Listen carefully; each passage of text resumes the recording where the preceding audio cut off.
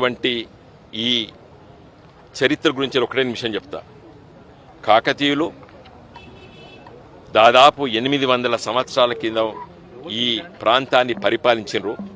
యావత్తు తెలుగు ప్రజలే కాదు, దక్షిణ భారతదేశం నాంక కాకతీయులు పరిపాలించారు. కాకతీయులు పరిపాలించినటువంటి ఈ వంశము క్షత్రులు కాదు, అగ్రవర్ణాలు కాదు, రెడ్లు కాదు, వెలుమలు కాదు, బ్రాహ్మణులు కాదు, వైశ్యులు కాదు.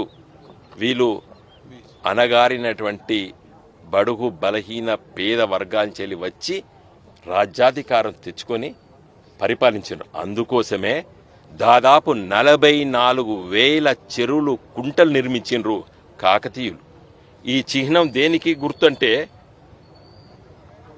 ప్రాస్పెరిటీకి. అక్కడ మీరు ప్రతి ఒక్క అంశం తీయండి మిత్రులారా, మీడియా మిత్రులారా, ప్రతి ఒక్కటి అవపడుతుంది. అంటే ఒక రాజ్యం ఏ విధంగా గొప్ప వైభవంగా విరసిల్లిందో మీకు అర్థమవుతుంది. పాడి పంటలు గొప్పగా ఆ రోజులలో ఈ ప్రాంతాన్ని పరిపాలించినటువంటి మహారాజులు. వాళ్ళ రాజరికం అంటే ఏదో ఒక దోపిడి వర్గాలు కాదు. ఆ రోజు వాళ్ళు సామాన్యుల నుంచి వెళ్ళి మరి వ్యవసాయ పన్నులు వసూలు చేసి రాజ్యాన్ని పరిపాలించి వ్యవసాయాన్ని దాదాపు 800 సంవత్సరాల తర్వాత కూడా మరి మనలాంటి వాళ్ళందరం బ్రతుకు తెరువు ఇంత తిండి తింటున్నామంటే కాకతీయ మహారాజులు కట్టించే చెరువులు కుంటల వల్ల. అందుకోసమే కేసీఆర్ గారు ఆ రోజు చాలామందితో చర్చించి ఈ కళాతోరణాన్ని మన చిహ్నంలో పెట్టడం జరిగింది.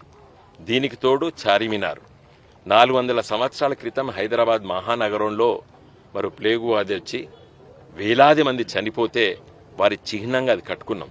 అందుకోసమే మరి లక్ష్మణ్ నీలే గారు ఎవరైతే ఆ చిత్రీకరించారో వారి మాటలో చెప్పాలంటే ఈ కళాతోరణము వ్యవసాయానికి చిహ్నము, ఇరిగేషన్కు చిహ్నము.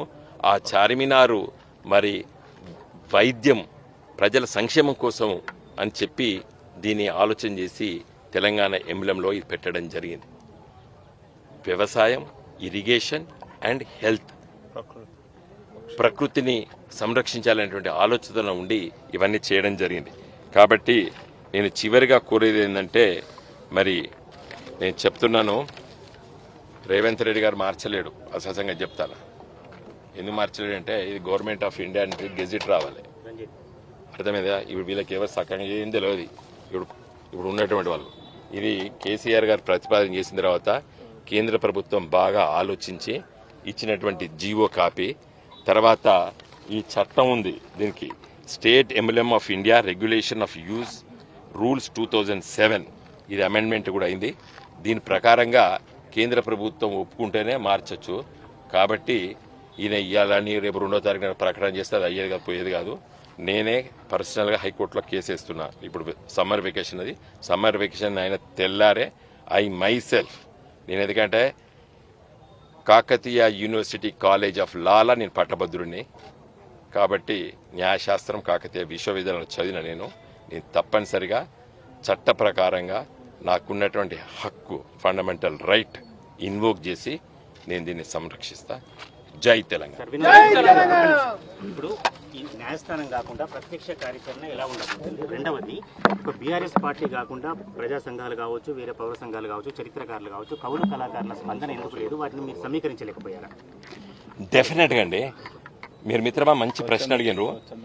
2001లో కేసీఆర్ గారు పార్టీ పెట్టక ముందు, 2001లో కేసీఆర్ గారు టీఆర్ఎస్ పార్టీ ఆవిష్కరించే కంటే ముందు కూడా ప్రొఫెసర్ జయశంకర్ గారు, బియ్యాల జనార్దన్ రావు గారు లాంటి మహనీయులు, చాలామంది విద్యావేత్తలు, మేధావులు అందరూ కూర్చొని చర్చించి ఈ తెలంగాణ ప్రాంతానికి జరుగుతున్నటువంటి అన్యాయం కారణమేంది, దానికి ఏ విధంగా పరిష్కారం అని ఆలోచించినప్పుడు ప్రత్యేక తెలంగాణ రాష్ట్రం అయితేనే అనేటువంటి ఆలోచన వచ్చి చాలామందితో చర్చించి ఆలోచించి మీటింగ్స్ పెట్టుకొని నిర్ణయం తీసుకున్నాం. ఎక్కడో దగ్గర స్టార్ట్ కావాలి కదా.